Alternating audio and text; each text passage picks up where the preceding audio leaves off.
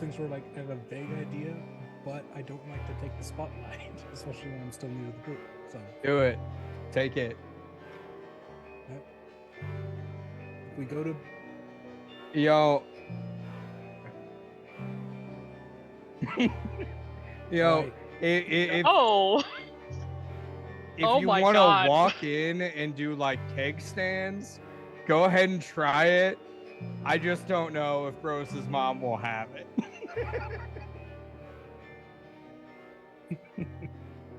Listen, in the Midwest, we always have a brewski on hand, hun. I know that's true. Yep. Yeah, fuck you. When we go to bed, I'm gonna have something.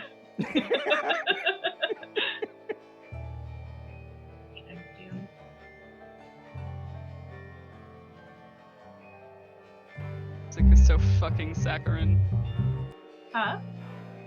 The Roll20 music is just wildly saccharine.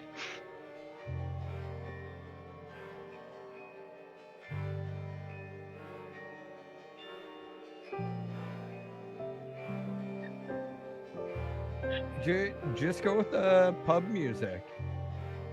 We haven't used that in like forever.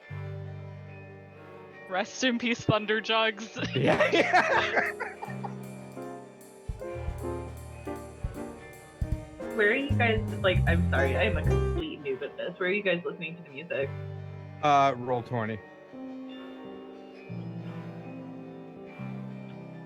You could Gotcha. throw her an invite so she could hear it.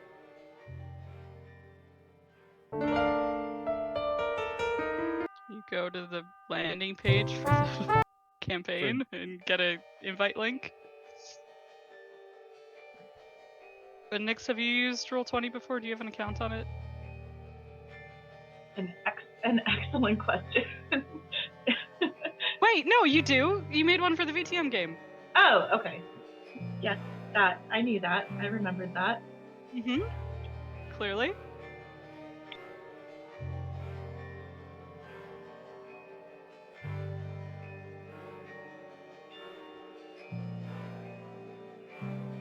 I mean, that happens often.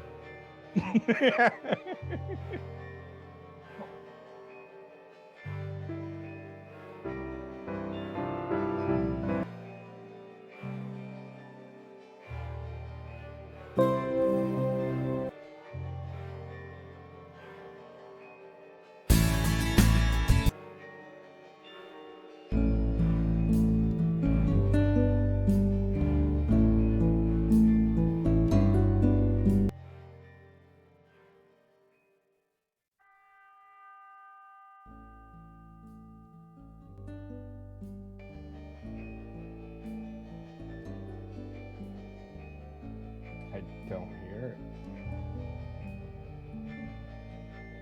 I do. I hear it. I hear it. Yeah, you're the problem.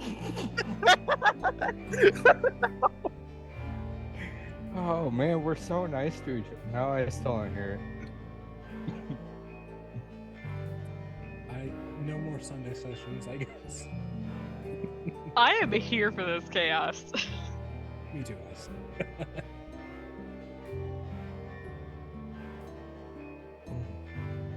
All right, I hear it.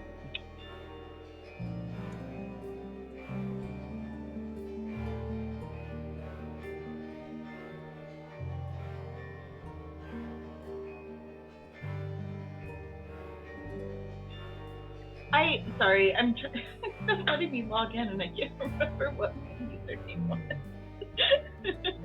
Don't look at me, Pharaoh.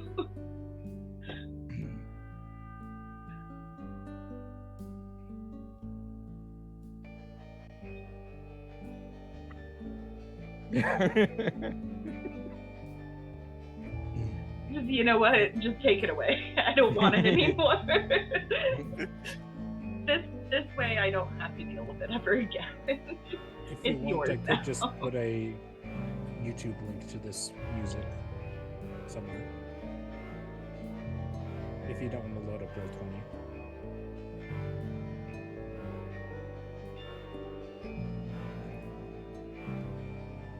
Or doesn't help that I have like 6 email addresses at this point. You're not the only one. Okay, got it. I got it. I got it at the same time. All right. A race to competence. A race to competence. We did it. I'm just saying, Graham, no wiggles is gonna change the trajectory of tonight.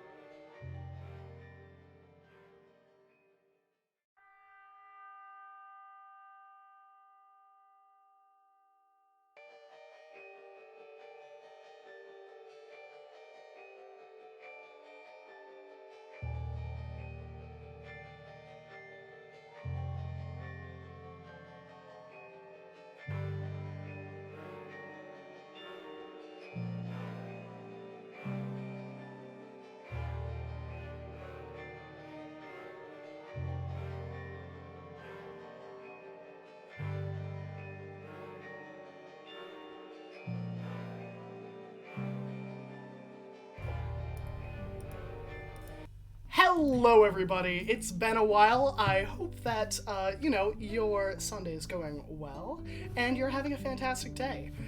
For those of you tuning in for the first time, welcome to Graham Crackers, where it is all about making memories with friends. Whether those are TTRPGs, RPGs, or MMORPGs, it's all about the time you spend with the people you love. And including people you love, that includes you, chat. We love each and every one of you. Thank you for tuning in. As we once again resume Shards of Anarion, our Homebrew 5e campaign featured in the world of Anarion.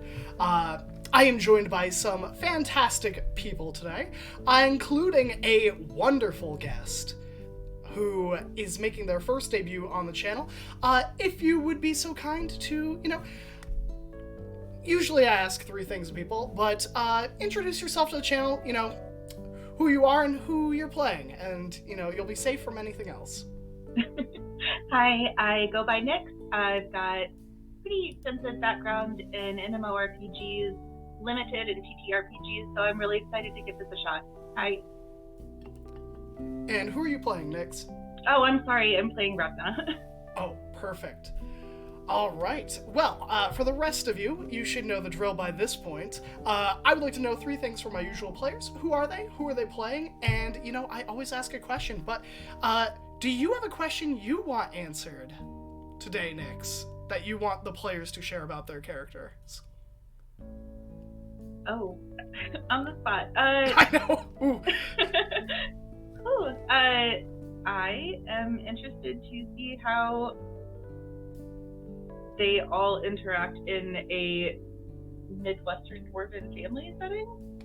I mean, that's a pretty solid question that we'll be answering today. So, they may have to delay their response on that. So, what I've got one. What is one thing you expect to see in a Midwestern dwarven family household? Wait, me or them? Them. Oh, okay. You're safe. I don't remember the order. Do I go first? It's Am I you. interrupting? Okay, it's me. Great. I'm Vinny. I'm playing Zadar. He's Beastheart. It's a MCDM third-party class where I have Zadar's the Dragonborn. He has a Mimic Companion, and they do stuff together because they're best friends.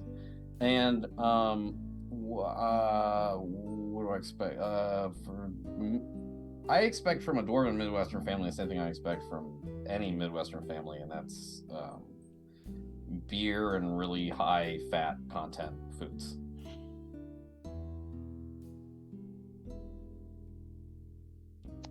All right.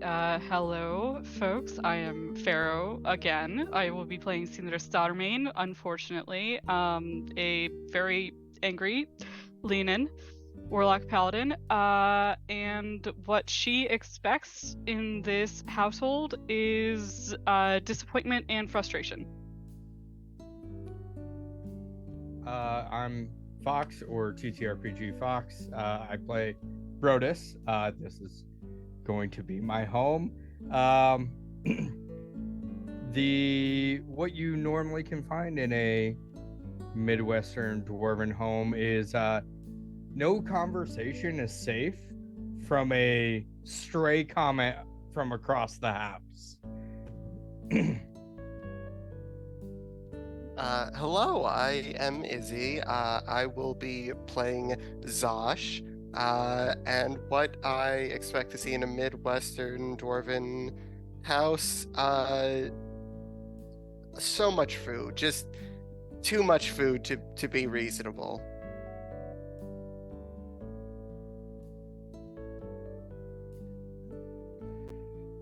I am Aramis. I play Joachim the Sorcerer. And Joachim's still a bit out of sorts. Dimension hopping, has no idea what to expect if Midwestern back home is the same as Midwestern here. But he's hoping there are at least friendly people. And can get, nice place to sleep compared to where we've been the last month.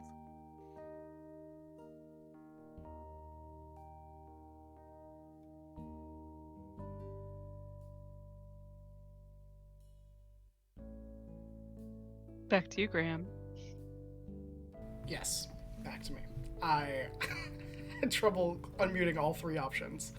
But, yes. So, typically what we do at the beginning of our sessions is we ask, I ask my players if they would like to do a recap to get an advantage to be used in the session, so they can use a 1d6 after seeing the result of a roll that occurs during that session. However, I think I'm going to do the recap as my players have so, non-condescendingly said, I need the additional bonus. So, without further ado, we're going to change the music for this recap, because it's not been all fun and pleasant as of late.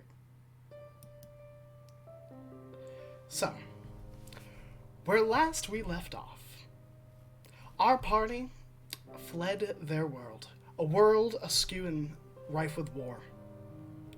They said farewell to some companions as a long, extended siege of Oakledge raged on, ending in the culmination of the storming of the gates and the destruction of many of the people they held dear.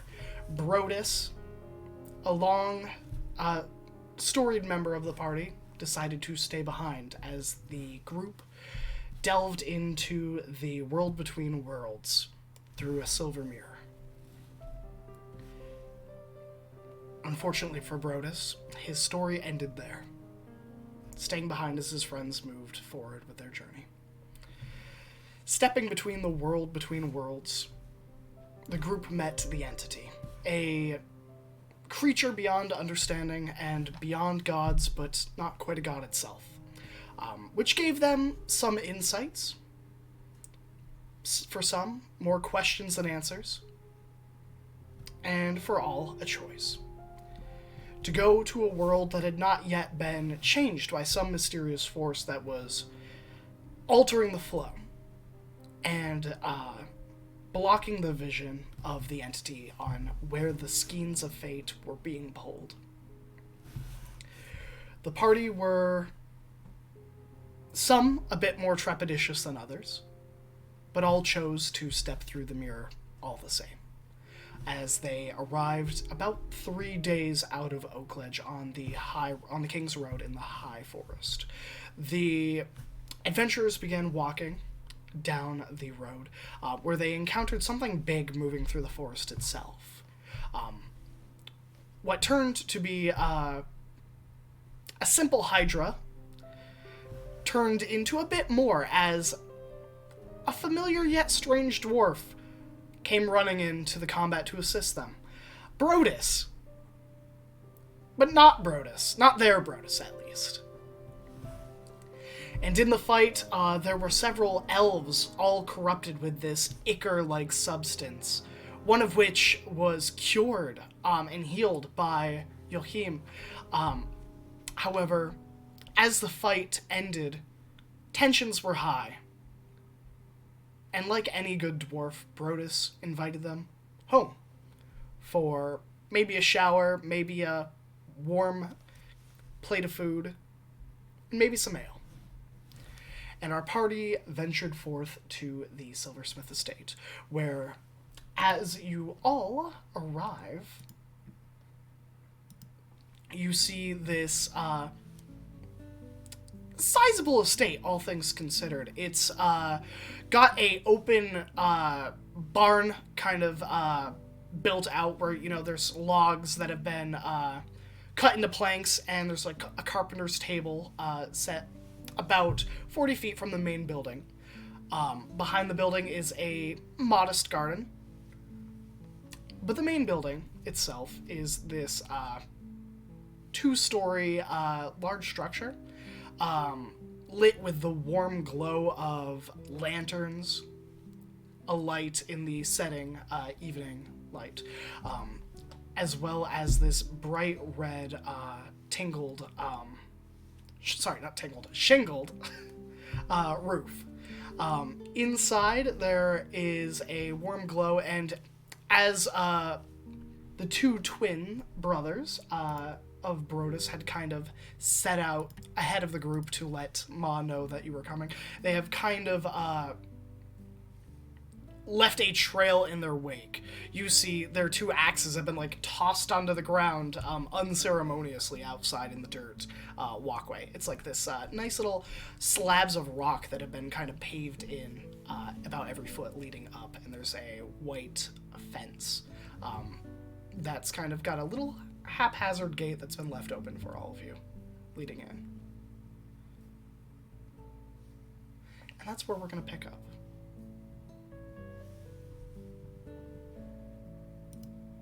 So, leading them towards the home, Brodus will start to point out, okay, here's the home, here's where we do our work, Ma's got a garden, she has probably brought out the feast, so, if it's there, say thank you. Don't, take your shoes off at the door if you would. Maybe leave your gear outside, things like that. Everybody get it? Of course. Got it. Got it. Yeah, and your mimic, can he not be inside? Zed just kind of like gestures around. There's no evidence that there is a mimic. Great. Just double checking. Ma would not like that, and oh yeah, I would be in trouble. Well, okay. And just as we're walking up the way, getting probably 50 feet out from the door, Bros kind of wants to call out, Ma, brought some guests here.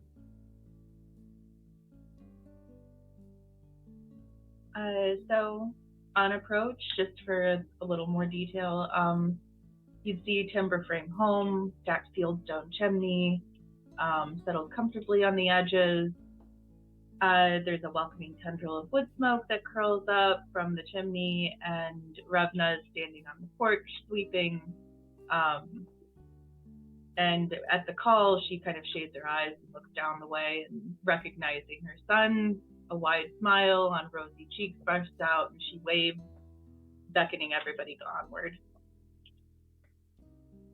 Yeah, there's a Hydra down the way, and some elves that they help kill the Hydra. And I figured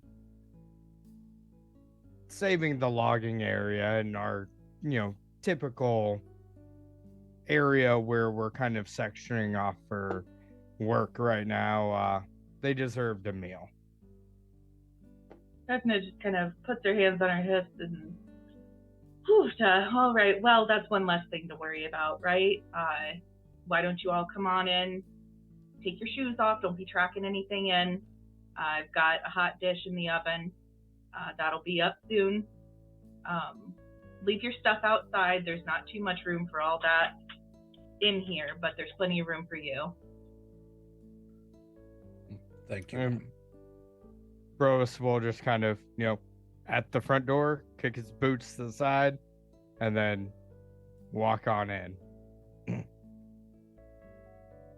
I will move over to the side and start the 10-minute process to doff full plate mail.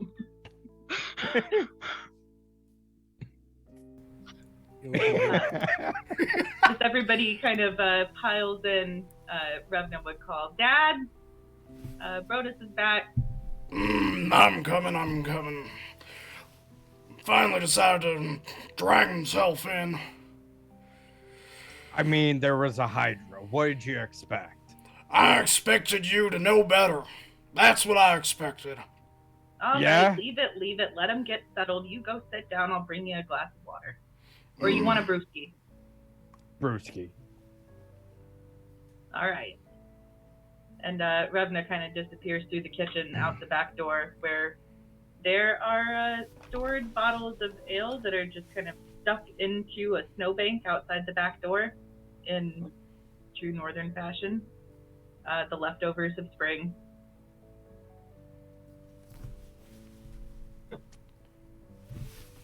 Yeah, so where'd Tweedledee and Tweedledoo go? At the mention of your siblings, from to the right of the entryway, there's kind of a door frame that doesn't actually have a door in it, and you just see like both of them like lower their heads at the same time, like peek out. Welcome back. Oh, welcome back. Did you learn your lesson? Oh, of course. Of course we learned our lesson. Didn't we? Oh, yeah, of course we learned our lesson. When trouble comes, which way do you run? Towards it? No. Away. Ah, of course. So the opposite way. Yeah. Okay, I'll test you on that later. Okay. So Blaine kind of looks over at Sinra as Sinra's still like doffing this armor. That's pretty fancy armor. It's quite old armor, yes. Where's it from? Aye, where's it made? It was forged in the Plane of Bones 400 years ago and kept in dwarven armory within the Crystal Caverns. Did you hear that? I heard that. She's from they got it in the Plane of Bones. Nobody goes in the Plane of Bones. Oh, I know. So what were you doing in the Plane of Bones? Killing demons and gnolls. Oh, demons and gnolls. Gnolls and demons, eh? Must be pretty tough. No. Oh. You hear that? I heard that. Sounds like Brodus was lying to us, huh? remember that one time? Let me explain this to you. It is not tough to do so for just one person, yes, but it is a war. It is the beginning of something far greater.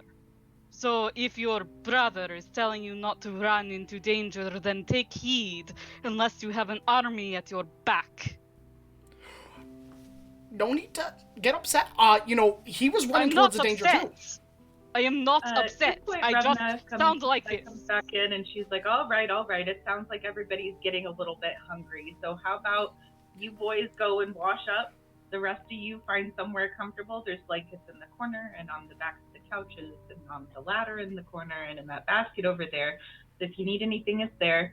And she's kind of got like her arms full of just bottles of ale and just starts passing them. Like, all right, everybody settle in. All right, Ma. Rose just kind of takes the ale and, holds out a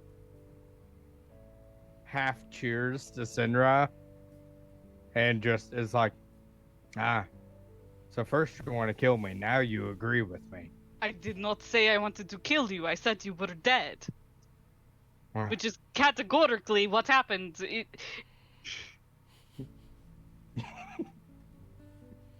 Hey, it's okay. A past tense. It is a past tense sentence. Yeah, I get it. I'm not dead. So You are cheers. You murdered a Hydra. Cheers.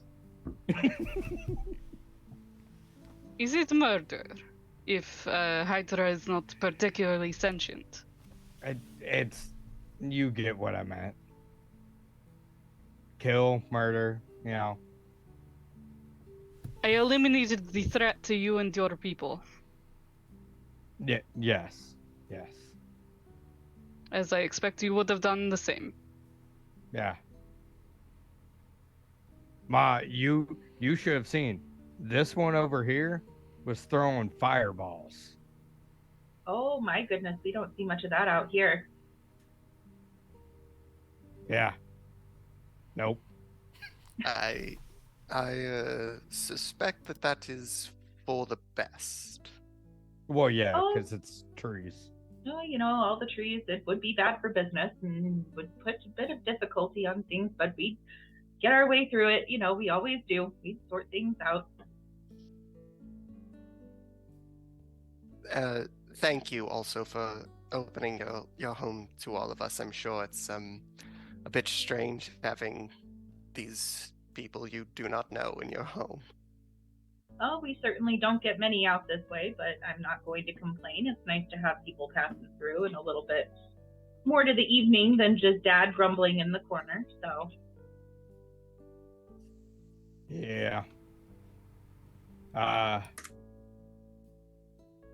You had some news to tell me. Were you want to talk about it now?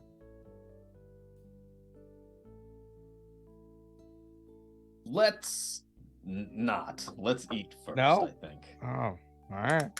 Talk about it after we have a full meal and everybody's good and placid. It's fair. Do you think it will be easier to share these truths once we have eaten? Yes. You'll certainly lose your appetite if we do before. Very well. A full belly makes most things easier, so I'll go and check on things. Should be up right away. Oh, excuse me, ma'am. I do hate to impose further, but we have a injured man on the back of this here Dragonelle. Do you have someplace we could lay him down besides the ground? He's been healed, but a bit of rest is what he needs now. There's a guest room right at the back of the first floor. If you go straight through the den and down the hall, last one on the right, you can lay him up right in there. Not a problem. Many thanks. I will go over and lift him up and just carry him because I'm strong. So cool. The elf is Drop like him off a on wet, bed. soggy noodle in human form, just draped, like when you're picking up cats and they do that weird thing where they just like stretch out. Easy enough for you to carry them. I mean, Yeah, especially I'm like a 6+ foot lion person, so just And Yeah. imagine, like, on the way or now before we go inside, Joachim would prestidigitation, clean off all of the remaining sludge and like blood and everything. Easy Don't enough dirty to. the sheet. So here's a question. I've never asked you this. When you prestidigitate grime, dirt, and blood off, what does it look like for Joachim?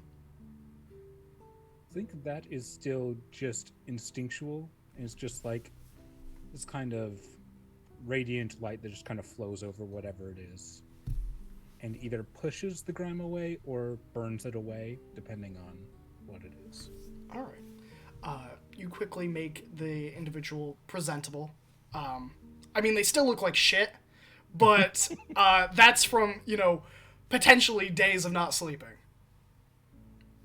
But easy enough, you're able to put them in the bed, and they kind of slink into the mattress. There is, like, a soft groan of, like, not pain, but, like, of, when you're very tired and you finally hit that bed for the first time, and it's just like, meh. Rest. I will kind of just put him down there. I don't know. Is he had some healing, but he's still just like passed out? Yeah. From the medicine check that was made last session, and in comparison to the other elves, it looked like whatever was controlling these individuals was controlling them to a point where, like, they were not taking rests. This is someone that has been forced to keep on going and going and going for several days.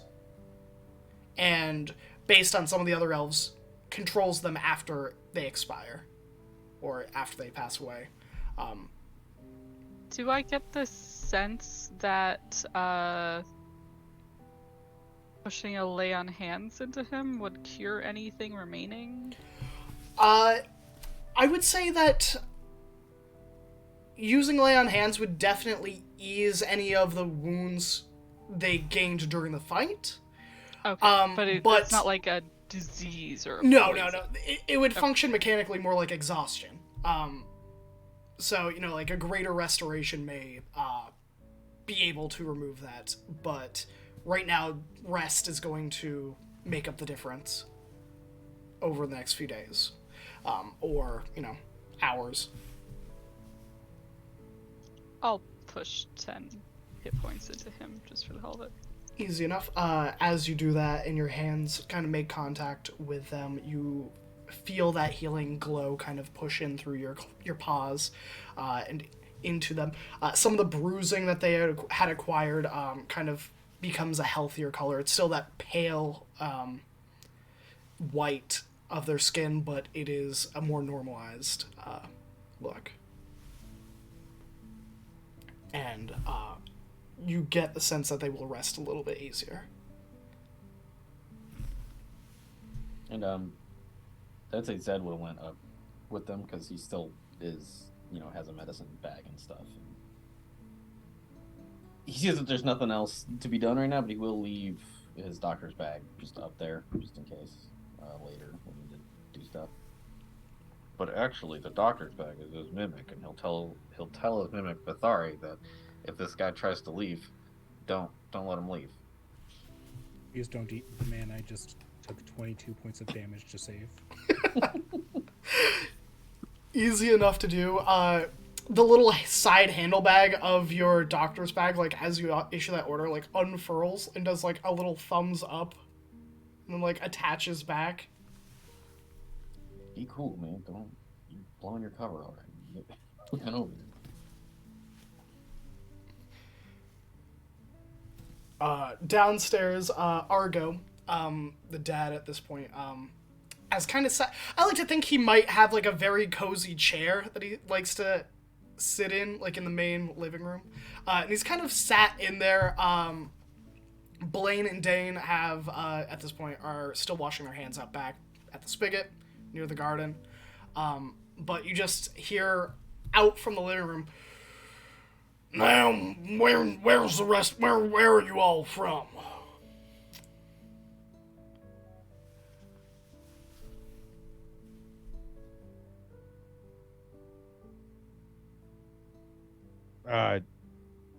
Do you guys not know where you're from? I think Zasha's the only one that's still downstairs. It's a very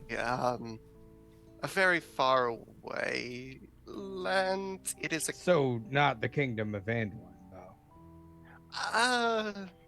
you yes and no. So It's yes, the king, like southern kingdom. oh Eastern. uh, I ooh, was it by there's the ocean? Can I help you here with like descriptions? You know, was there trees or was there ocean? uh I return back down the stairs. Yeah, oh, you definitely hear wonderful. like Citrus here. Apparently this one may have taken a shot to the head. They forgot where they're from. Do you all know where you're from? Do I know where I'm from? Yes. Yeah, it was a, conversational question. It It's is a a complicated answer. surprisingly complicated. She said, or they said, from the kingdom, but not the kingdom. Well, most Oh. recently, perhaps, yes, from a point within a kingdom of Andaland. But where were you from before that, Zash? Maybe that is better answer.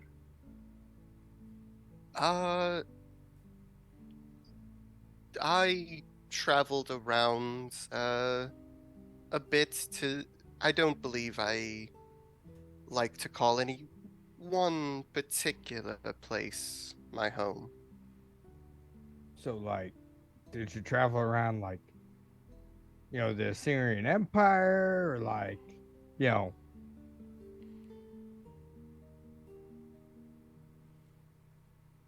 Zash arrived in the Crystal Caverns several years Ah. back. And they wed my granddaughter. yeah, I would not make that trip to the Crystal Caverns if it were the last thing I did. I hear bunch those of rockheads caravan. over there. Oh, well, that too, but I hear the caravan rides over there aren't safe either. Not like Andaland. Andaland's got good roads. Good roads, and what are you gonna do with rocks when you got trees? So you are afraid of the world then? No, I'm not afraid of the world. We just found that cutting You're down afraid trees. of rocks. Afraid Well, of no, traveling in there's- dangerous places? No, Afraid there's- of wagons. No, Probably.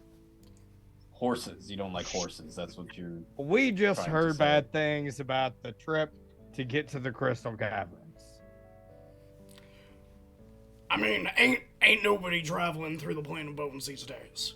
No, Not in 200 years. That is not. Is this true in this world?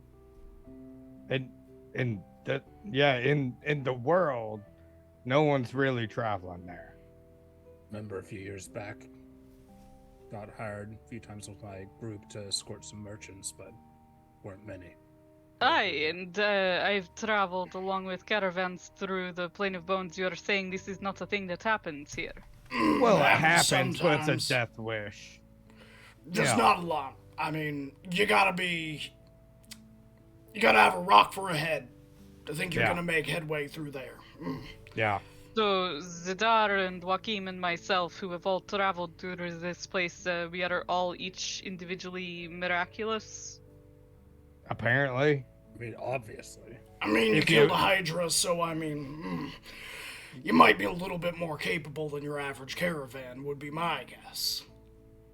And your son held his own in front of Hydra's face, and he is thought to be scared of caravan through the Plain of Bones. No, but I lead what is our business now. My dad over here used to run it, and now I run it. And those two knuckleheads that we got over there, they help me out when they can. It's how we earn a living. then you are trapped here, and our arrival here was pointless, I think. We're just passing through. Maybe don't think so hard about it, Maybe just wait for the food. Yeah. Right on cue, there seems to be a good bit of clattering and some noises of approval as the hot dish comes out of the oven. And Revna would call from the kitchen, like, all right, everybody to the table. Brodus kind of leads the way, grabs a plate, throws just like meat, and there's potatoes, and there's rolls that are just like now soaked in gravy, just all on a plate, and just kind of picks a spot and sits down. The dining area is a wide, long table. There's plenty of room for everyone. And kind of in a place of honor up against the wall behind it is like this hutch with like glass panes in it. And it's absolutely full with this particular kind of ovenware that comes in patterns, clearly collected over years. And Revna just is kind of like looking at it, waiting for somebody to notice. It's clearly a point of pride.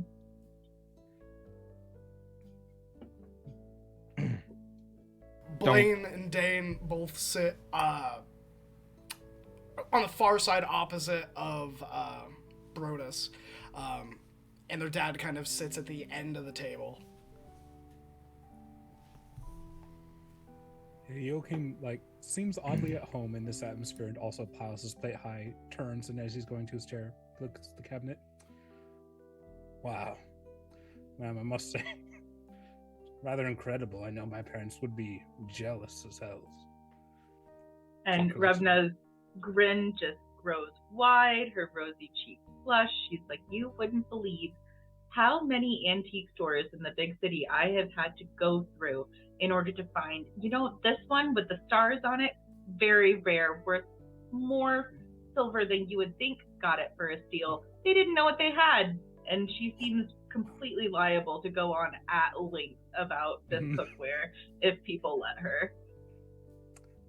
Yeah, Joachim will kind of set down his meal. He's resigned to it being a little cold by the time he gets to eat now, but this is the kind of home conversation he's been missing for a long time. Yeah, she gets a new one, when she goes to stores, and then obviously holidays, we always go out and get her something. We don't know what's good or not, but we always find something. Well, if it comes from my boys, it's always good. Don't you worry about that. All right, that's the way it's done.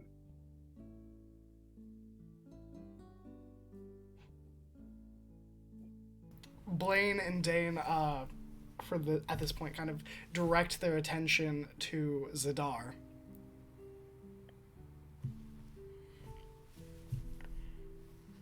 Now, what were you doing in that fight? Never seen someone move that way. What way do you mean? Oh, when you did, and Blaine goes whatcha! Pretending to stab something. Now that's interesting because I don't remember stabbing anything. I was just shooting things with my longbow. Are you sure? I'm pretty sure that arrows are just really, really small swords that fly. That fly. In a way, you're correct. So where'd you learn to shoot like that? Where are you from? We ain't a lot of Dragonborn like you, at least around here. No, I'm something of a world traveler, same as Zosh. But originally, I do have an origin story. I am from just a little nothing village off to the north by the name of Cedar Glen. Oh, I've heard of that. Have you? What have you heard? Tell me more. I just know it's up north.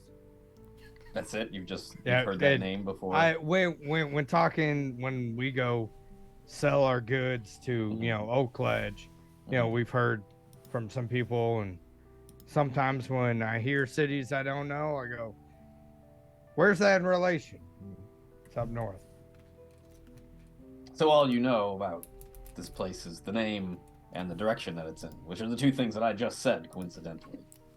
Yeah, and someone was from there. Probably me. So what's it like up there? Calm. It's a lot like here, actually. So why'd you leave? Got bored. Bored of what? Calm, I suppose. So that's why you're on the road now? More or less. I find as I tread further along the path of my life, that the forks in which I encounter on that path lessen.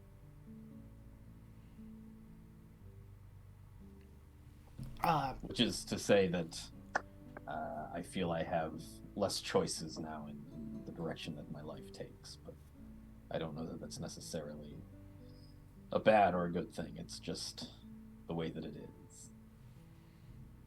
The twins kind of nod and then kind of start scanning the rest of you on who to interrogate next. There we go, yeah. Zosh has definitely gotten a plate and sat down next to wherever Sinra is and is trying their best and ultimately failing to eat as politely and as refinedly as possible, just very carefully cutting things.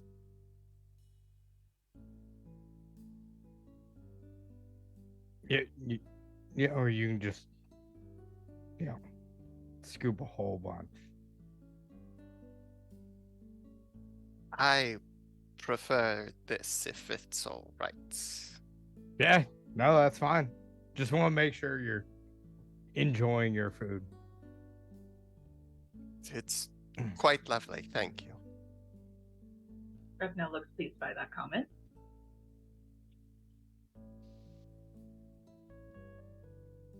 Bros will go out, grab another round, bring them all in, start sliding them down the table to everyone.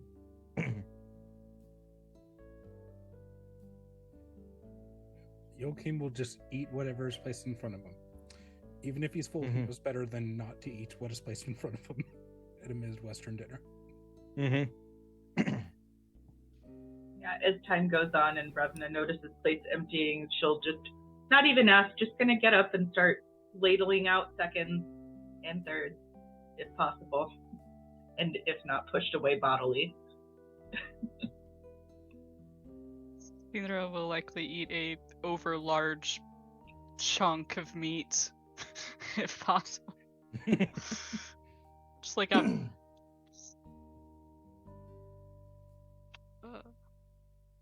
just hold it with her hand that's made of strange night sky like starlight. A very normal thing. Seeing that, Bros is gonna be like, there's something on your hand there. Revna would hiss at him, don't be rude, don't comment on people's appearances. Sorry. I'm sorry. You can tell me if you want. There is nothing on my hand. I do not have a hand. Understood. Just gonna bite his tongue and... With that answer, Revna would just kind of like consider Sinra and be like, oh, for interesting. All right, well, takes all sorts to make a world.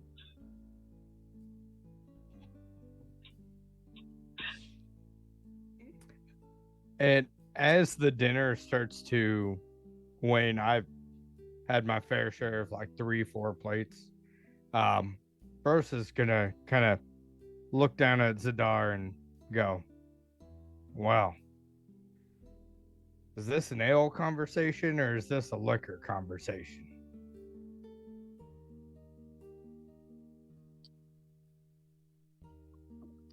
I would err on the side of liquor. And he goes, all right. And Bruce will actually take the stairs down into the kind of storage cellar underneath, and we'll pull out 2 bottles that are dusty. They have not been touched in years.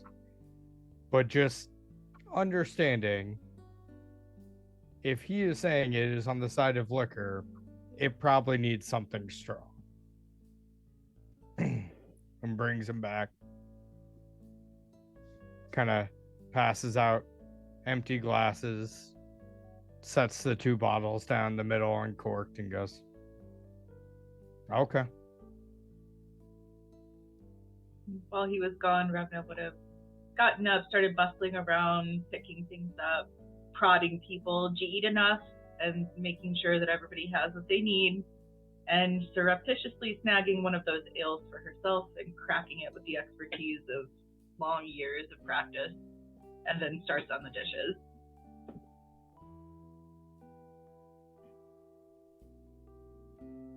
This is also the sort of conversation that may be best had in a more private setting.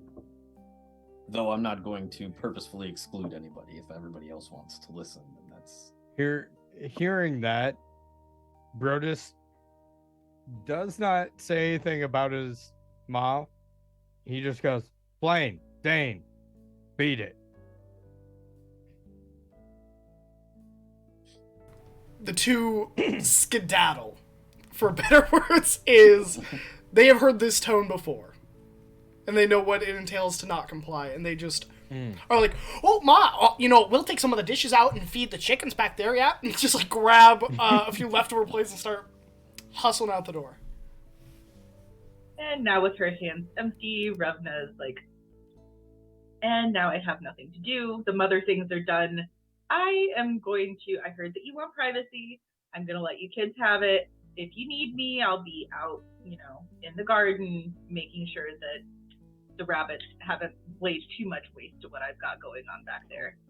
Well, feel free to come back if you would like, but,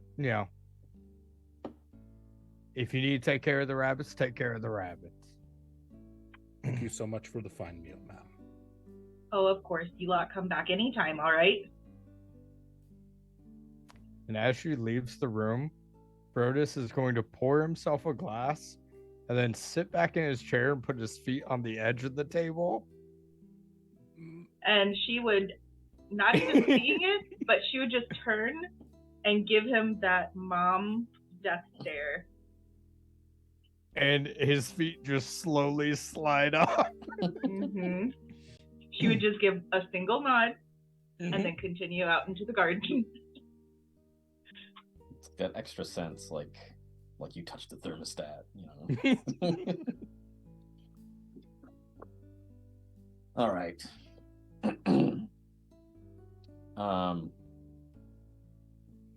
How to begin?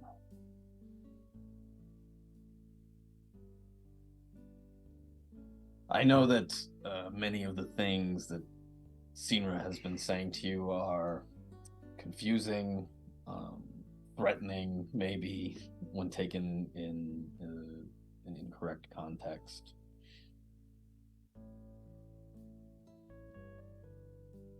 That's because... May I ask that you please forgive me. I am not typically so Brash. irate. It has been quite a 24 hours, yes. It's been quite a season, I suppose you could say. It was A several season, months. yes, but it is not in most days that we lose people. Yes, so more than that, really. We lost Everything. Yes, everything. But we'll get to that. You see, Brodus, we spent the last several months in Oakledge, actually. Oakledge is a fine place. Well, not while we were there. We were besieged. I didn't hear anything about Oakledge being besieged. I was just there, a few days back. Mhm. Yes, nor would you have, because here it wasn't. But you just said it was. Correct. It's very confusing, right? Now you see why Cena was struggling. Shall I rip off the cast? I'll do it.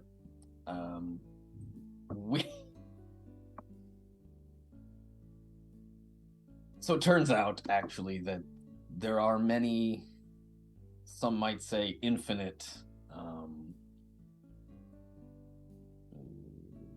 versions of the universe, I suppose. Any possible way that everything could exist, it does and doesn't simultaneously. Does that make any sense? Probably not. It is a very positive outlook on life. Well, sure. I'm glad you feel that way. That's a good start, because we are from a different one of those instantiations of reality. Right. We're not actually from here. We're from another time. Or rather, the same time and the same place, but just a different one. Are you trying to say that you are from another world? Yes, originally. And now, due to the nature of our mission, we are more like soldiers who exist outside of time and space.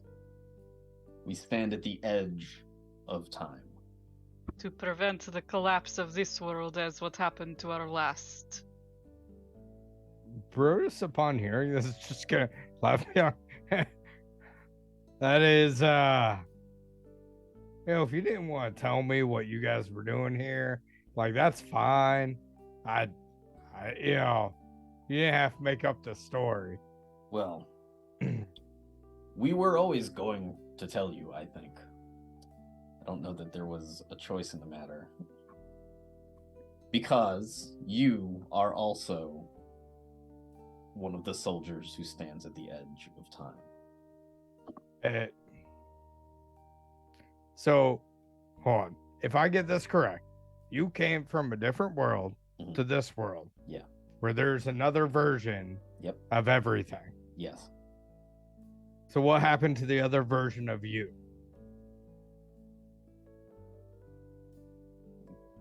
Zed gestures to Cena. It is my understanding that our knowledge of our past is merged into this new reality. Is that what you are asking? Or are you are asking what has happened to these other versions of ourselves? Perhaps you have heard of the destruction of the dragon to the east by the caverns, yes? Yeah? We are those same people with more knowledge. So what happened to them, though? They are also us. These things can exist simultaneously. So there's two of you running around here. I do not believe so. I'm new to this as well, and I've just kind of generally drink liquor, just go with the flow. Just accept it. Yeah. It is easier than considering whether our presence here is self-murder, I suppose, if that is what you are implying. No, I'm just curious. It seems absurd to me. Yeah. Perhaps you should be asking not what has happened to these other versions of ourselves, but why we say that you are a part of this and you did not arrive here with us. Yeah, where am I? Don't you remember? I already told you. No, you said you were going to kill me. No, I said you're dead. So the not me, the other me, is not alive. Correct. But if you think about it, in a way, you are actually immortal. I don't think that's true. I think I can still die. Your current understanding of your life, perhaps, but I do not believe that we are possessing of as much choice in our fate here as we would desire. So if you're from another world where Oakledge was sieged, what are you doing here? To prevent the same from occurring. Okay, So so technically from the future. you're A future. yeah. So you're stopping the sieging of Oakledge before the sieging of Oakledge. Well, Yes. yes, but what we're really here to stop is the total collapse of this entire manifold of reality. And in all this, you just so happen to slay a Hydra, and by that Hydra, just so happened to be me. These Yes. things are not coincidence.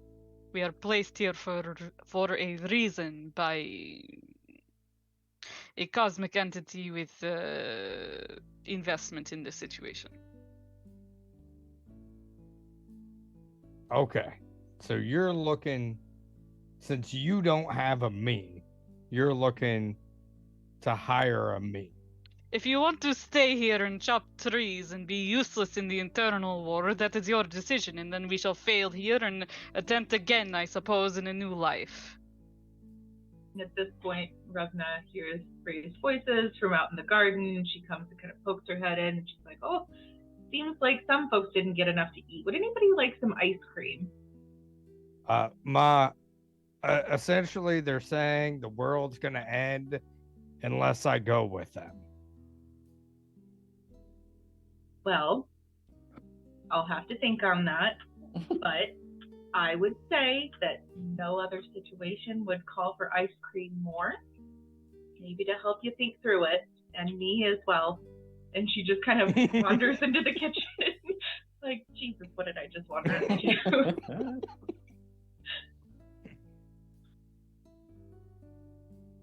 So, as Sinra has explained, we will all, the 5 of us at least, fight together against the tide of chaos and destruction that's coming for this world. Or we won't, and those of us who escape the fate of being unmade will move on to the next and try again. And those of us who don't escape, if you want to stay here, will cease to have ever existed.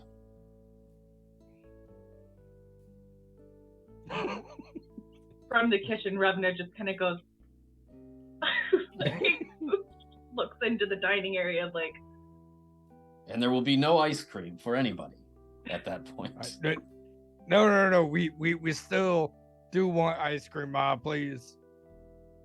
Well, you're getting it, whether that one says that you're getting it or not. If you're going to go gallivanting all over the damn world, then I am at least going to send you off with a full belly. What the hell? Jeez Louise. Jeez Louise. And bro just kind of just sits there and goes, well, I'm going to be leaving. Not saying I am, but if I am, someone's going to have to do the work around here. Bro just kind of shouts. He goes, Blaine! Dane! And Brevna just kind of looks towards the back door, like, I'm gonna make a roll real quick. all right. They Well- pretend they didn't hear that. And she just kind of looks at him like, you see, you're leaving me with this. All right? We'll have a discussion when we're not in front of your friends. All right? Oh, no. And Bros just goes, if you're not here in 2 minutes, you don't want to know what's going to happen. Roll intimidation with advantage. You don't even want to know. You don't even want to know. Intimidation. 19. From the back garden, you can hear the scurrying of dwarven feet traveling faster in 6 seconds than they should be reasonably allowed to do, which is 25 feet. So they are going like 40 feet, like whoop, as they're hustling. You can hear them scrabbling, like one of them clearly slips and the other one is like trying to crawl over them and see which one can get there faster. So they're like kind of like pulling on the other one. But from the living room, your dad kind of speaks up, Argo. Now, if you're gonna be leaving, you better get the delivery to Oakledge tomorrow. Well, I'll get the delivery to Oakledge tomorrow. But from what I'm hearing, that is our last delivery to Oakledge for a little bit. Well, assuming we succeed, let's do that. There will be no siege, and you'll be able to make all the deliveries you want to Oakledge. All right, so that's like a 3-week delay on delivery.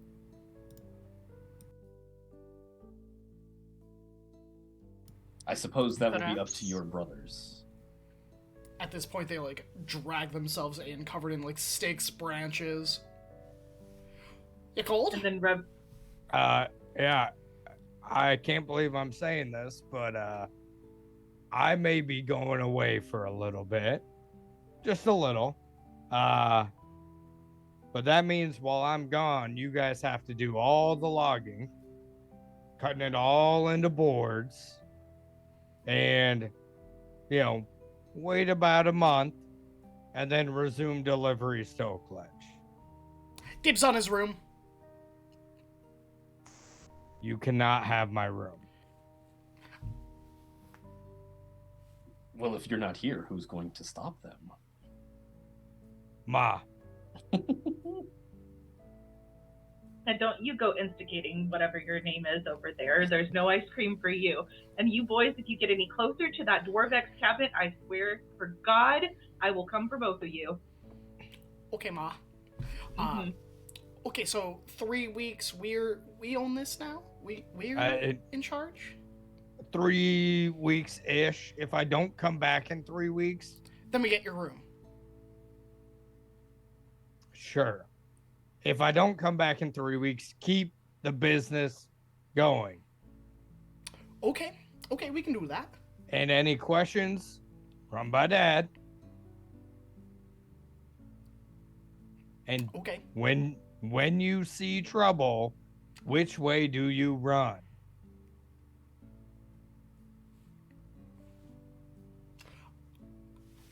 I want to say away. Away? Yes. Ah, Okay. we got Now. that one right. Grab your ice cream and get out of here. They grab a bowl and they leave.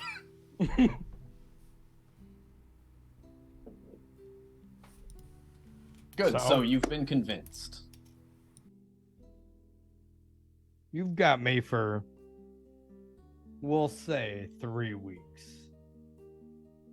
That's probably more than enough time to find out if the entire world is going to be unmade. So, does anyone else have any questions? Last time it took 6 weeks, I believe. We are arriving 10 days before occurrence and then siege of a month. You might need more like 6 weeks to know if world is going to be unmade. Well, if we stop the assassination, then there won't be I a believe the siege. assassination has already occurred. We are arriving... No? Arrived 12 days before the We assassination. arrived 12 days before. Very well. So we need to locate Lady Withershins. Are you familiar with her in this world as you were in the last? She's in Oakledge. You Mhm. don't know her? No, but she's in Oakledge. Do you know Lantario at all? Unless he's the one that signed my permit to sell things, no. This is less useful. I mean, I helped you eviscerate a Hydra. You are much more useful in that way. All right. Don't worry, once we get to Oak Ledge, I think we'll find our way in. We will need to meet with these local lords then. Before it was Brotus sending letters, but now I suppose we will need to find our own. Are you saying the old Brodus just sent letters? That's all he did? That is mostly what he did, yes. Well, he was Wow. he was a businessman and something of a leader. Yeah, that doesn't sound like me. The last Brodus, the one that I was first introduced to, is who hired me to begin with. Were it not for him, I would not have been But selected for this great honor. But did he pay you? Yes. A few times, actually. Well, I guess he did make some money. And I don't have to pay you, right? No, we're beyond needing to be paid, I guess, at this point. If we Okay. have some omniscient, though not necessarily omnipotent being employing us, then I suppose they will provide us with whatever it is we actually need. If we are in need of riches, perhaps next time we travel between the worlds, we shall go and slay the dragon again. Yes, there's always a dragon somewhere to be slain, I'm sure. We're talking about slaying dragons now. I thought we were talking about saving a city from humans, and now... It is all connected. These are various ways in which the worlds are being corrupted.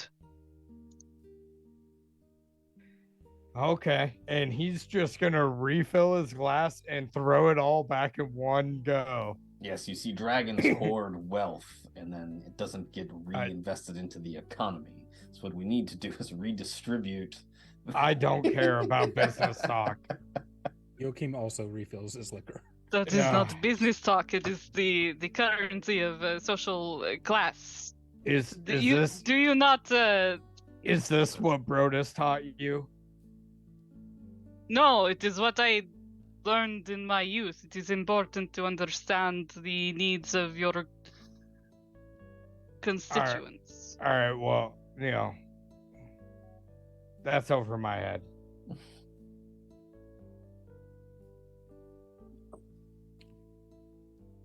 Ultimately unimportant. Fair enough. Now tell me, are there many Eladrin in these woods? Is that common? There's a section of them in a part of the forest far separated. They're usually never this close. And There's also usually, as you can probably tell, never really Hydra around here. You hadn't heard any Hydras? hints No. of- That was my first Hydra. Well, it may be worth investigating the place where these Eladrin are said to congregate. If there are 2 of them that were already corrupted, then it stands to reason that there may be more. Yeah, I'm sure, what's his name up in the bedroom can help direct us. Have you seen any other instances of this black ichor that was on them? Anything of the sort in your surroundings in forest? I don't believe I have. Ma'am, do you know anything of the sort as well? These elves, when you find them, they are dripping with black, this tar. Rugna was distracted by doling out the last of the ice cream and kind of off in her own world with how strange all this conversation is, but that brings her back around and she just shakes her head and she's like, I don't really go out much past the homestead unless I've got a reason to go into town, and even on that way, I haven't seen much as far as that goes. That is completely understandable, but you strike me as a woman with a wide network of friends. Yes, you are very personable. Have you perhaps heard rumor from others? Well, Marjorie was talking about some kind of mess that happened on the road out east, but she didn't seem very coherent at the time. I chalked that up to her getting into the whiskey a little bit too early that day, but it might have been something along those lines.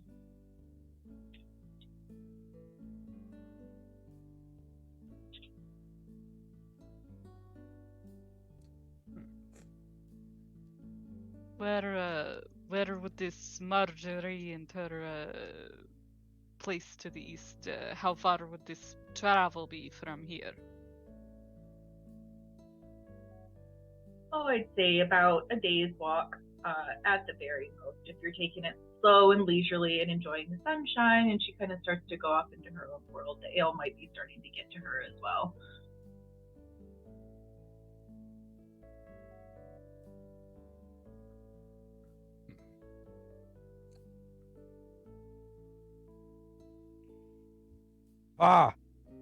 You heard anything about any of these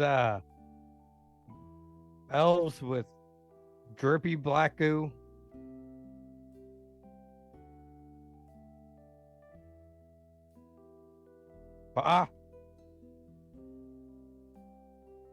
Argo at this point steps in. Well, that's enough talk about gooey elves tonight. You and I both know your mom and myself have never seen these things in the woods. It was a quiet 40 years before you came along. I didn't do this. Yeah. Alright. Well, we taking off tomorrow. When you're in town, I don't want you, causing any trouble with them there, Gooey elves? Got it. He pauses, and he's in another room. You can't see his face, but, that's not what he was gonna say.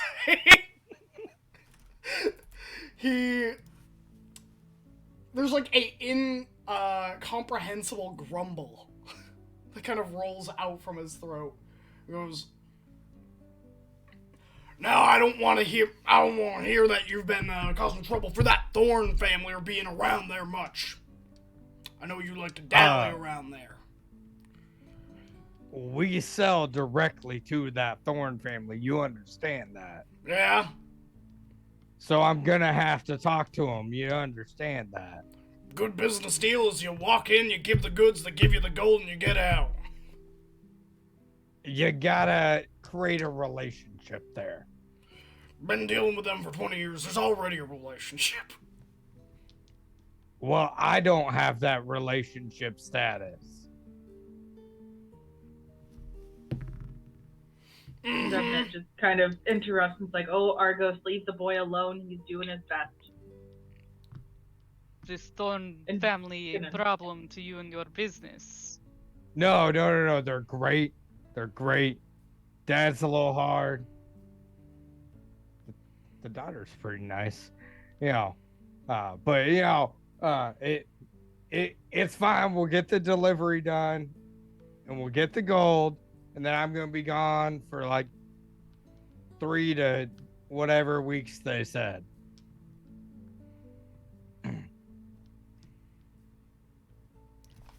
Well, if you're gonna be leaving tomorrow, you should probably get to bed now. All right.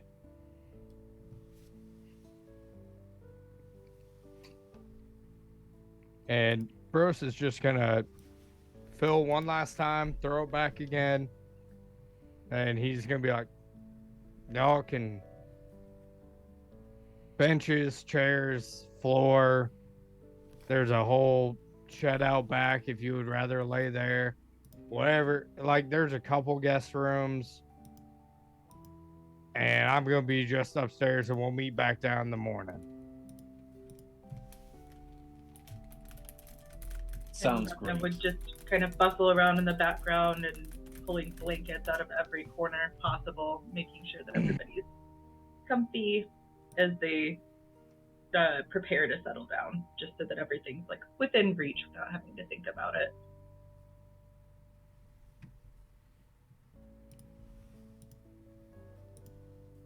Bruce will retire for the evening. All right. Let's go check on that guy. Hmm? We gotta check on the elf. Still asleep. Okay. But I appreciate the check-in. Yeah, they are still asleep in the bed. But we are going to go to a break. Revna, is there any note that you would be leaving or anything, last comments you'd want to say in the morning before they set off? Just a generally friendly farewell to all of them, but she would take Brodus aside, let him know how very proud she is and that he better be careful, and she expected him back sooner rather than later, but to not worry too much and to have a good time with his friends, but make sure that he wore socks at night because that's the easiest way to catch a cold and keep his ears covered. Thank you, Mom. All right, well, we will be back shortly. But before then, again, a warm thank you and a round of applause for our wonderful guest for joining us tonight. It has been an absolute delight, and we will be back soon.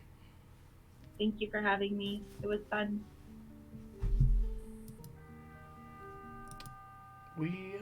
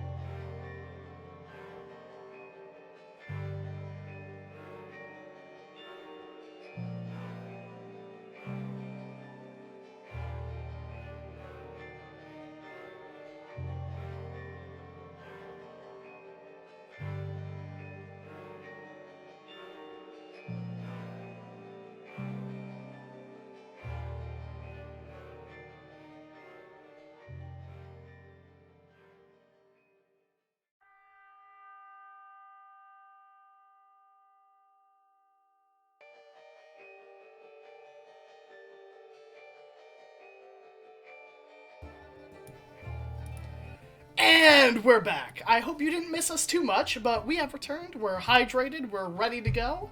And speaking of ready to go, you know, I think we need to take a moment as we kind of fast forward. Are there any scenes the previous night that the party want to have discussed amongst themselves before they went to bed? No, I think we're all going. Okay. So I guess as you all wake up, I want to focus on Brodus for a moment. Brodus, what do you put in your bag as you are looking around your room, knowing it is going to be a while since you return, potentially? So Bros is putting first, clothes. He has, a few different pairs of clothes he's throwing in there. Now, his main clothes are not they aren't the nicest. They got like holes in them, and he gets snagged on a tree limb, and that tree poked through there, and pants are kind of ripped every little wear, and so they aren't the nicest of clothes. And then he also packs his one nice pair of clothes, which is the exact same, just with no rips. So it's still just brown pants and a green shirt and just no rips. That's it. But so he's packing that in. He has his axe with him. And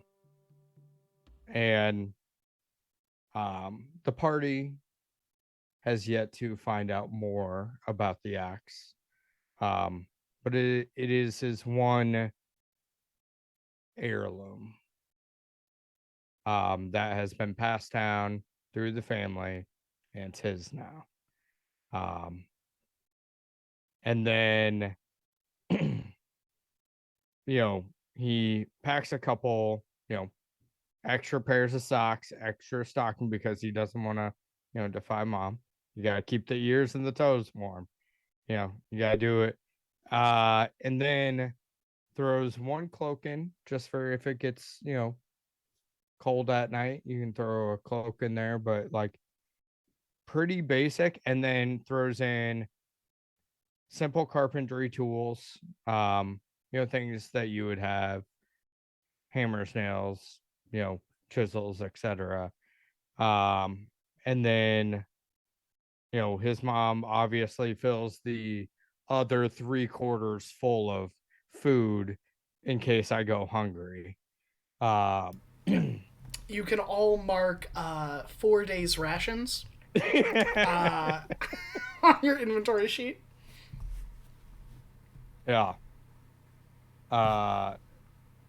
So yeah. That's kind of what he packed. And then the one last thing he packs is one letter, and it just has the word Robin on it. All right. I'm here for this. All right. So, you all gather outside of the house itself. It's early morning. There are larks fluttering between the trees, all sorts of critters in the underbrush, kind of moving about and going about their early morning as the sun begins to rise to greet you all. The road is empty at the moment, but not as empty as you last left it. And we're right now on the... You're on the front porch, headed down, and then the road kind of intersects. But we're going to be taking the wood wagon, right? Yes, I believe that was the deal, so. The wagon that's both made out of wood and full of wood. Yes. Can we check on the elf? Oh, of course, yes. Okay. So as you head upstairs, let me...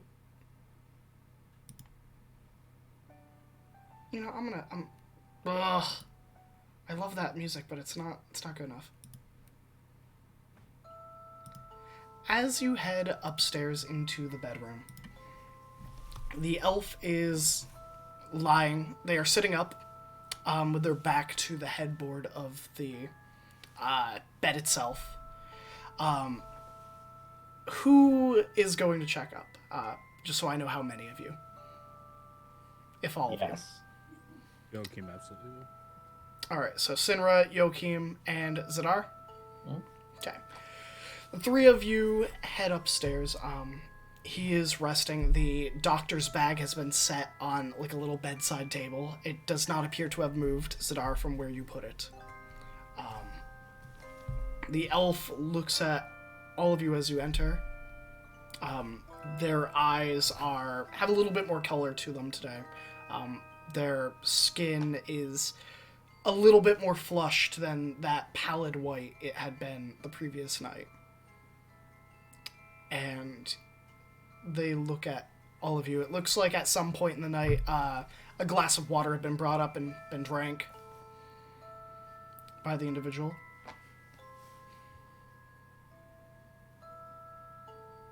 Is it morning? It is. How are you feeling?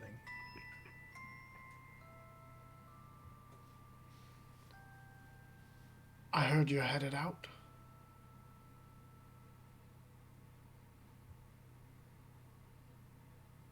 It would not be particularly helpful to our goals to stay here in this admittedly wonderful home.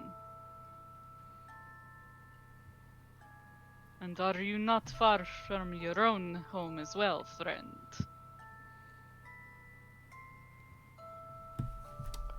A day or two. You live near this hamlet, this logging place. I lived within the forest. I presume we still are in the forest? Indeed. Yes. But perhaps you could elucidate for us under what circumstances you last recall before you lost yourself to the state in which we found you. Well said. The elf kind of gives a nod and closes their eyes. Clearly kind of trying to replay through the events that occurred prior. And it's clear that they are having a hard time separating where one begins and where one stops. And after a moment, they kind of swallow. I remember a centaur. They had arrived in the village. Not entirely rare, but they hadn't been seen in our grove in many years. They came alone at the setting of the sun and the last sun and the rise of the moon, and they sought an audience, saying that they would be staying the next few days and needed people to hear their words, to hear the stories they had to tell. Something about a deal that had been made that was to be collected on. I don't remember what the deal was, but the centaur, there was something off about them. the name of this centaur? You recall it? I do, but I don't think it was their real name. The more I think about everything, the less I believe that they told us. It was, and correct me if I'm wrong, OC, was it Mortimer Harrisburg? Yes, Mortimer Harrisburg Okay. III, yeah. Okay. Was this individual known as a Mortimer Harrisburg? Does that name sound recognizable to you?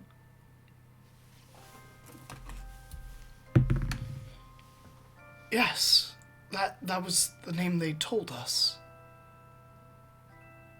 It's an odd name for a centaur, though. It is a strange name, yes. And you are saying that you recall them saying much and also nothing, and it is hard to put together in your mind. Was there some... Have you... Now, typically I would not consider this to be a common occurrence for one such as yourself, but do you believe you've been placed under some sort of a charming effect, a spell, a transfixation? I don't know. I've never been affected by humans or other elves' charms. We're typically resilient to such magical means.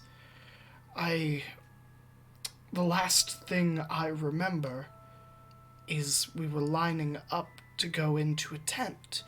It was red and white and steepled. Mortimer had set it up in seconds. He had waved his hand and it had appeared, and you could hear his voice all around emanating from it. And I don't know why we entered, but we all lined up. We all walked in.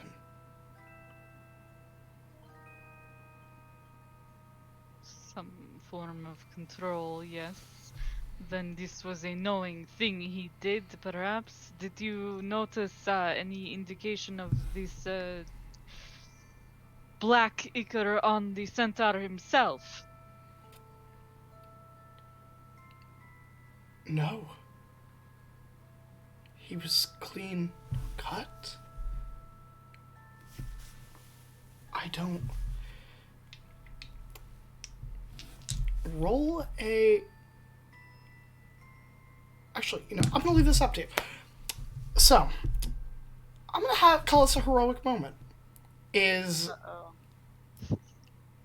individual at this moment, you see them trying to recall something. And it is something that is potentially harmful, that they blocked out, psychologically because it was traumatic, or it is magically compulsed that they cannot recall.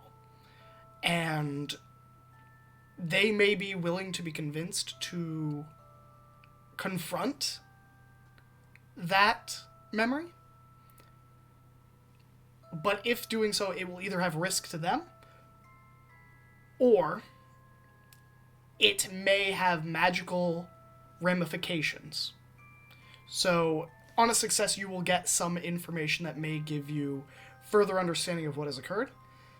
On a failure, it may alert someone, or may have some long-bearing effect that someone will have received, that someone has beat a compulsion, potentially. Or it could be damaging to the individual and may prevent further information. I want you to understand that this is information that we need to save others like you, like yourself, and this danger that is infecting these worlds. It is greater than you or I. If you'd like me to persuade them to do so? I would like a D100. I'll roll it in roll 20. Let's see what happens. All right. Is there anything anyone would like to do to assist or to potentially increase the success rate of said action? It will need to be done within the next 12 seconds, in theory. Is it obvious that there's like some magical compulsion, something affecting this? You know, I'll let you roll a either Arcana or History check to glean potentially a possible route. I won't tell you straight up, but I will. Sure. That is a soft 20 Soft 20. You haven't had a lot of dealings with the Fae. on How- Arcana. No. Yeah. So you haven't had a lot of dealings with the Fae, but in your travels you have encountered stories of contracts and deals made with the Fae aren't necessarily a magic spell. Aren't necessarily a magical compulsion to do something, but they hold weight equatable to some of the most powerful enchantments in some regards.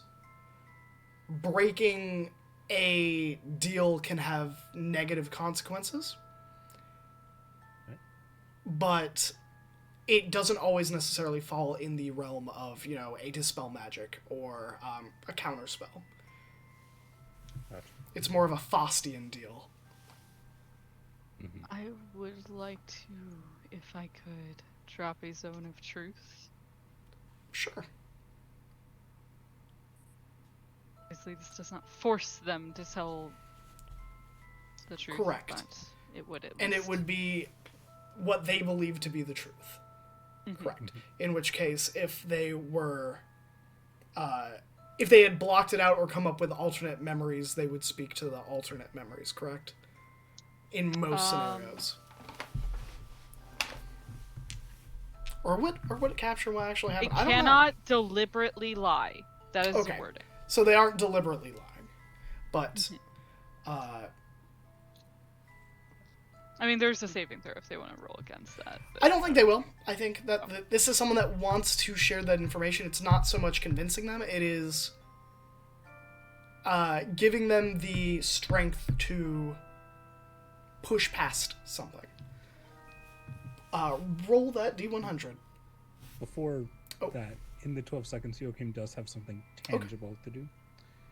He will focus and kind of like refracting space around them slightly, cast Circle of Power. Okay, and what does Circle of Power do? 30-foot radius around me until the spell ends. Every friendly creature has advantage on saving throws against spells and other magical effects. And if a creature would take half damage on a save, they take no damage instead. Okay. And then if this individual rolls a save or something, they can also add a d6. Noted. All right, so your Circle of Power begins to hum with energy. Let's go to roll 20, shall we?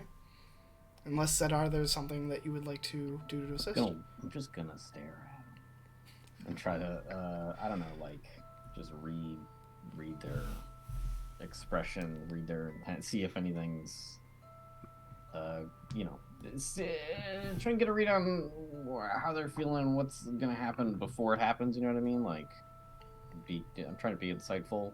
Okay. Against them. Yeah. Just to, like, if something's about to happen, we can react to it maybe a little bit quicker. I will make a note of that. I will also point out, if there seems to be an active new instantiation of a spell coming upon them, I would like to counterspell it. Okay. I understand that that might not work in the case of like something like a Gaius, but if something were to happen that could be counterspelled, I would like to do so. Noted. I will I will provide that. We'll add that to the roll, in which case, if there is a spell effect in which you can counterspell it, that it will increase your chances of success or minimizing their harm. Okay. So All it right. will lower the DC So for success. Just a 1d1. Just a D100. We haven't done a heroic moment in a hot minute, so... All right. We hit enter. 10. Oh, that's not good. Oof. Well, time to change the music, I guess.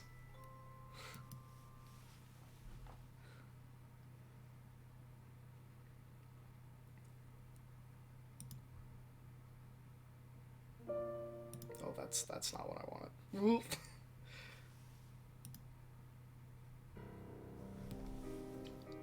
The elves' eyes shut as they begin to delve into their memories of that night, what they saw in that tent. Their lips shut for a moment, and you can see their brow furrowing as they begin to force this memory out. His mouth parts, and it's almost as if he is there again. Very much anyone that has experienced, PTSD, this is someone who is getting stuck in that moment and reliving it.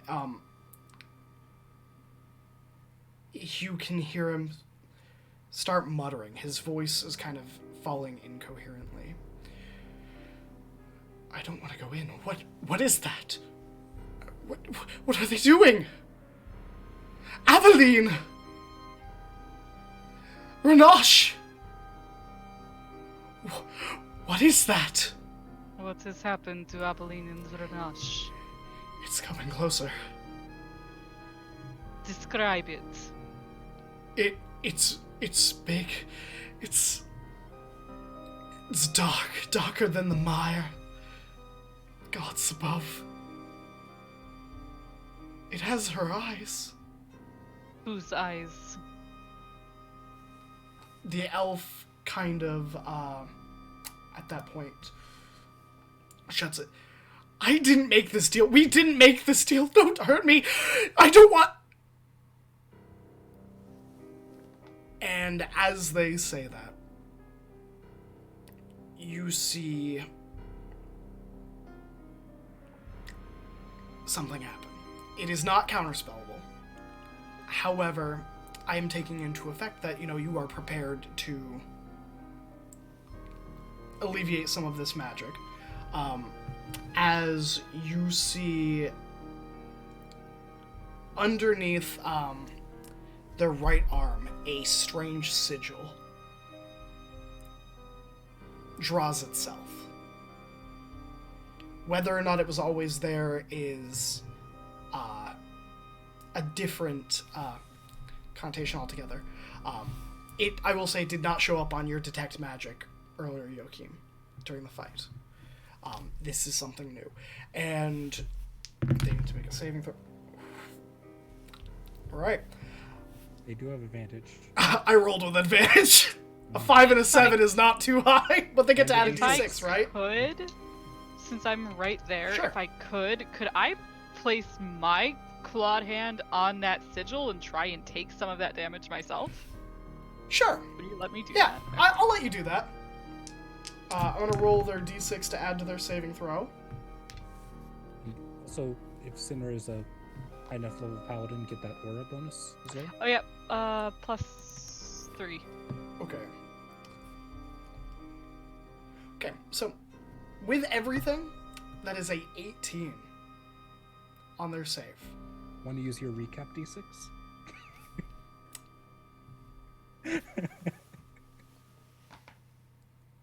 This is why we gave it to you. You know what?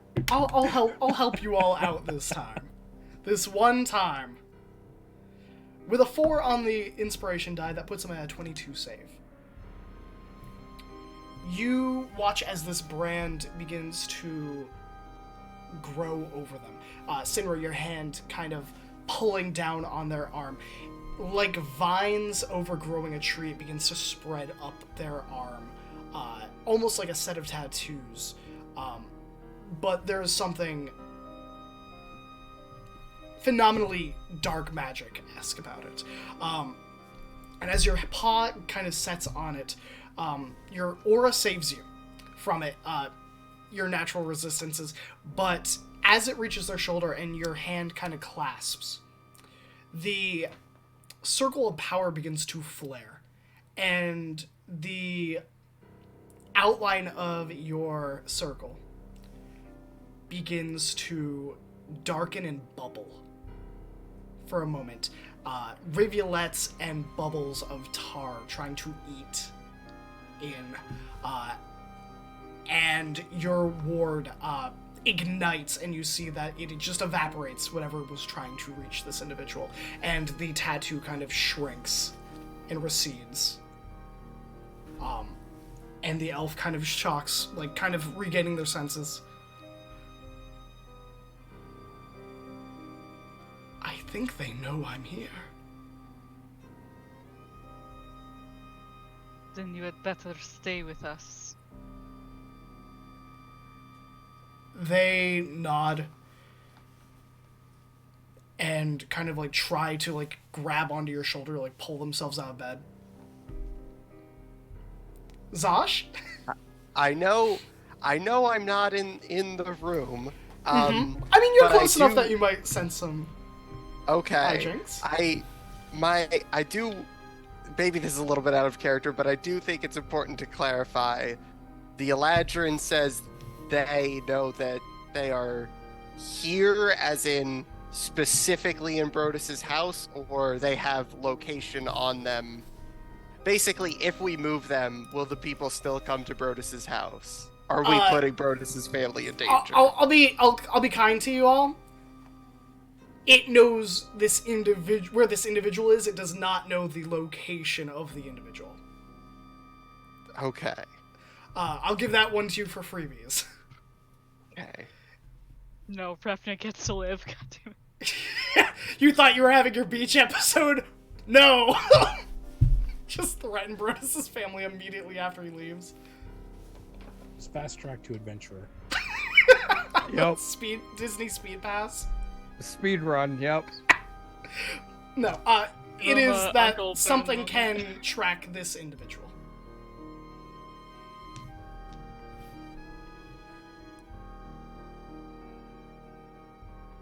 So we should probably leave now. Aye. New. Let us fly. So we get outside, we can discuss how quickly. We'll kind of help him up, like, support him under the shoulder if he needs it. If he's still... Yeah, multiple he's times still pretty exhausted. weak. He could stand on his own, but it is very shakily. Yeah.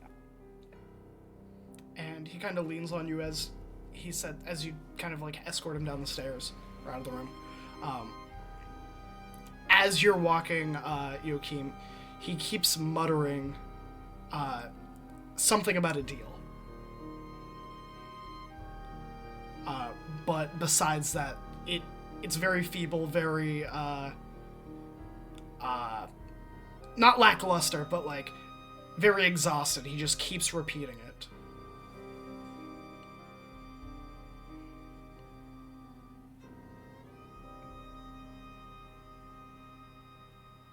Let's get on the road and then we can discuss.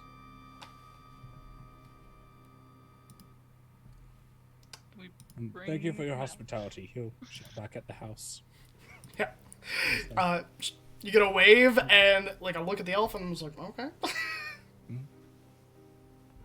And I think around this time, Brodus has set up the wagon. Mm-hmm. Bros has got the wagon stock, everything's tied down, and it's just like waiting on people.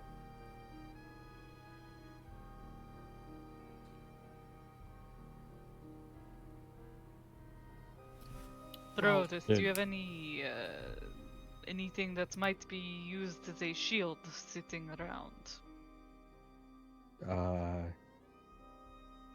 No.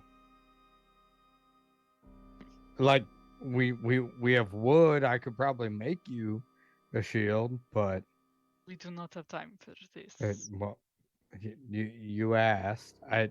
You have pots and pans. I'm sure we got metal pot lids. I will take one of my +1 javelins and hold it over to the elf, so he at least has something to defend himself. Well, we have like a stack of their weapons. Like we probably have his. Okay. Gordon. Yeah. Then, bow. if we could return his gear bow. to him. Yeah, his bow and his sword. Yeah, easy enough to do. He kind of takes his quiver.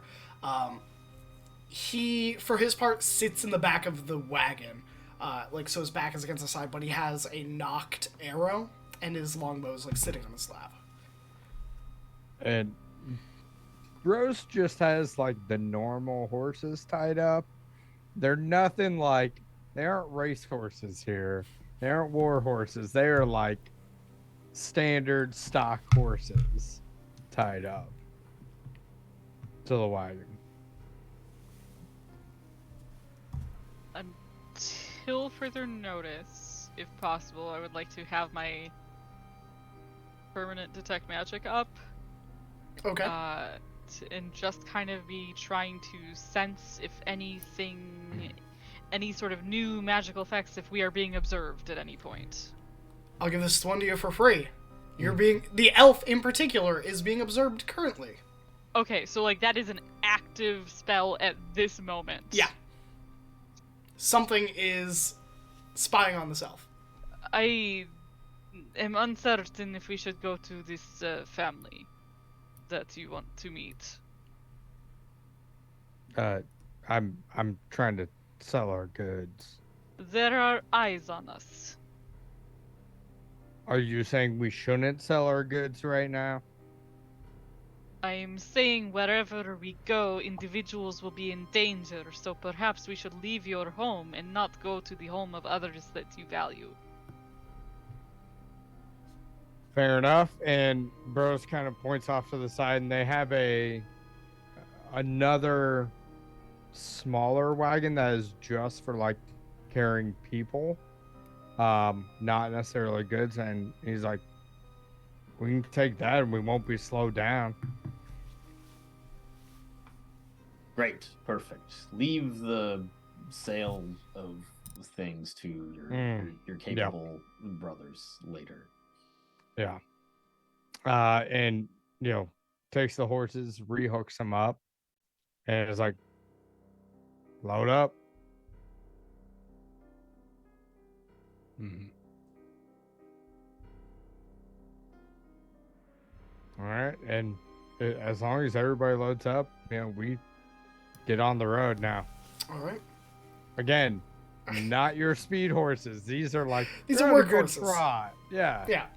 So my question is, where are you all going? Yes, I guess.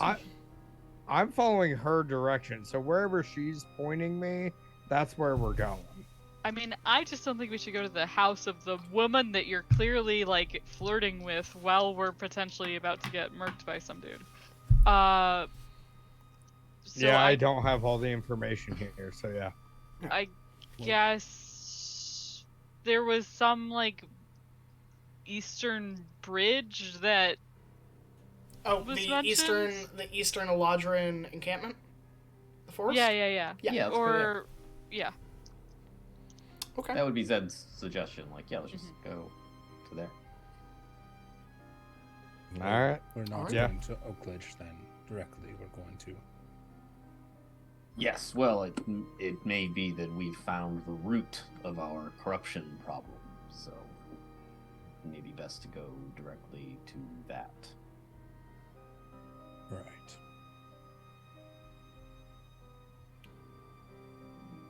And it's about a day away, per Revna's directions. We'll fast forward if that's the case. I'm not gonna say you were spied on 7 times over the course of a day. I guess We Zed have would something ask. for this. Zed would ask if anybody knows how to cast Sending, basically. No. No.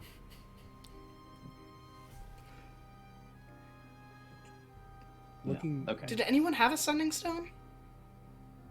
I don't think so. No. Okay. Brodus did. I knew someone had one. I was just like, who has the sending stone? All right. That's fine. Yeah, yeah. Brodus. Oh, yeah. No sendings for anybody in this group. Is this kind of like a covered wagon or just like very simple? No. This one's very open. Mm-hmm. If weather hits, well, sucks. If you want to jury rig something with like your blankets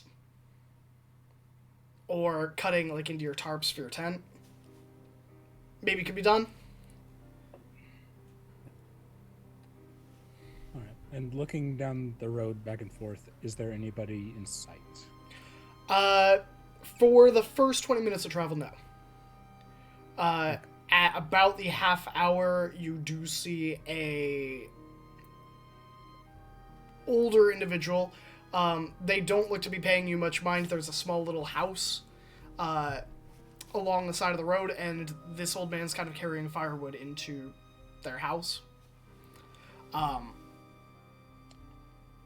About 2 hours in is when you see some real wagon travel. Like, you see at least 2 or 3 wagons traveling on the road. Some of them are ahead of you, about, I would say, maybe like 400, 500 feet down the road. One is coming towards Brodus's house in the opposite direction of Oakledge. So about 10 minutes after setting out, seeing nobody in sight, Joachim will sigh. We're just still watching. Still trying to track us. Or our friend here. Well, we will not let them get you, and I will place a hand over on the Latern's shoulder and cast a death ward on him. Noted. Now, are all you in the back of this wagon, or who's up with me? Actually, I think I'm on my dragonelle, so I lean way over to put a hand. You're okay, buddy. Just pat him on the head. Joachim would be in the back. Okay. So that means... Oh, after you. Zosh would be up at the front with Brodus. Okay. Joachim will sigh and say, well, that's why we're in a different world and most things are the same here. We will need this back when we're heading to Oakledge. And we'll reach up and remove his circlet. Okay. And you all see him shrink slightly, like an inch or two. His beard and a lot of his hair recedes. Hair turns to gold. The skin turns completely pale. And there are a few, like, cracks. Like, if you're familiar with Kitsugi art, pottery, it's like cracks filled with gold in his face. The eyes, the kind of irises are glowing gold as well. Looks notably younger than he did in his bearded human form. Probably early 20s ish. Well, this should hide you from scrying, and it'll also make you look human, so they won't recognize you anyways. The elf kind of just puts it on and just kind of changes into a more humanoid face. Their elvish ears kind of shrinking and a beard kind of growing, like a wispy mustache. Neat. Very strange. Yeah. Isn't it?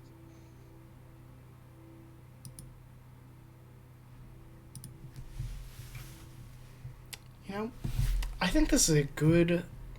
With the statement of this is very strange, I think that's a good place to leave today's episode, honestly. It's been a very strange ride today, from start to finish. Yeah. Not bad. Definitely wonderful. But, we are reaching that time, so, as with all weeks, we have reached that time where we have to say goodbye. And, that's the saddest thing we can do. But, we will be back in 2 weeks on Tuesday at 8 p.m. Eastern Standard here. My name is Graham, or Graham Crackers. If this is your first time tuning into the channel, welcome. Again, here at Graham Crackers, we are all about playing TTRPGs, RPGs, and MMORPGs, and making memories with friends through role-playing games. I have been significantly lucky to play with such wonderful friends and such wonderful guest stars today that we have. So, thank you everyone for tuning in. Thank you for all the follows, all the subscriptions. You are absolute gems, each and every one of you. But I had the delight of playing your DM tonight, and if you liked, seeing what you saw, you can tune in this Tuesday at Anarion's Rest as they return at 7:30 Eastern Standard, with a new player in their midst, which is super exciting. Definitely going to be a blast as they wait for the Rebellion to plan its next moves against the Assyrian Empire, because that's where they went on their campaign. But outside that, you can find me on Friday at 8 p.m. Eastern Standard, where I will be once again resuming my character, Captain Kellum Brightstar, your disaster wizard captain, who is dealing with a lot right now the past few days. But enough about me. I'd like to know 3 things from each of my players. Who are they, where can we find them, and what are some cool projects we can support and help, because friends support friends. I go first. I remember that this time. I'm Vinny. I played Brodus. Got him. No, I played Zadar, the Dragonborn Beastheart with a mimic companion. And I'm the project. I'm currently working on the project. I'm trying to prep a session for another campaign I DM for. And I've been making a lot of lizard folk tokens, man. That's what I've been working on. I can't be helped with it. It's not a public facing thing, but is what I'm talking about. There's like pirates involved and undead, but it's mostly lizard folk, and it's pretty cool. I'm using a lot of Warhammer art because I like them. Did you know? Fun fact for today: I learned about Warhammer Fantasy Universe. Lizard folk or lizard men in that setting are, I believe, biologically immortal. I don't know about like all of them, but like the actual like lizard looking ones and the toad looking ones, I think are like they can't die of old age. And there's some characters in this setting that are like 8,000 years old or something. But anyway, I've talked a long time. I'm gonna stop now. All right. Hey everyone. I'm Pharaoh. I growled and hissed as Sindra Stottermain today. You can find me, not find me on Fridays, maybe. Who knows? I am a Schrodinger's player on Friday since my character just died. Rest in peace, Belaniel. We shall see if she returns to the living, perhaps, and who knows. Otherwise, you can catch me in the exclusive Graham Crackers Discord, where I'm putzing around sometimes, and if you play Guild Wars or do like off-stream games or whatever, hit me up there and we'll chat. Apologies, Graham. I hit the wrong button. I know. I am Fox, or TTRPG Fox. You can find me on my Twitter and all the things I do, things I'm working on right now. We're in the process of having a baby, so like I'm I don't know how much you guys can help me, like, set up a nursery and things like that. If you want to offer labor, reach out to me. But yeah, anything else, just find me there. And yeah, I love you all. Hello, I am Izzy, aka Ladylike. You have seen me play Zosh here tonight. Where you can find me is Twitter at NEXODUS99. I am on it too much for my mental health. You can, as far as cool projects, I'm not currently working on anything, but as always, ladylike.itch.io. I sell games that I make, TTRPGs, text adventure, narrative fiction type games. You can support me there. Awesome.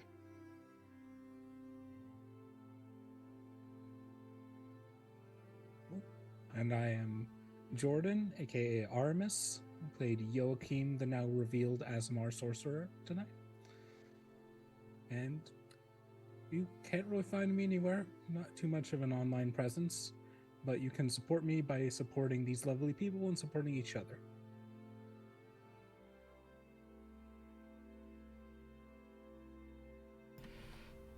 Oh gosh.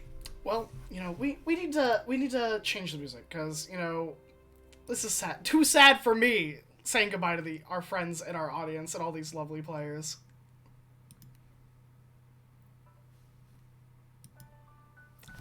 So, you know what? Let's have a chat. We don't do that often. We'll be back in 2 weeks. I'll be back shortly. But most importantly, take care of yourself. Stay hydrated. Stay happy, stay healthy. Take care of yourself. Because, every adventurer needs a long rest and a short rest in their day. So, we'll be in touch soon. We're not going anywhere. And we'll see you soon.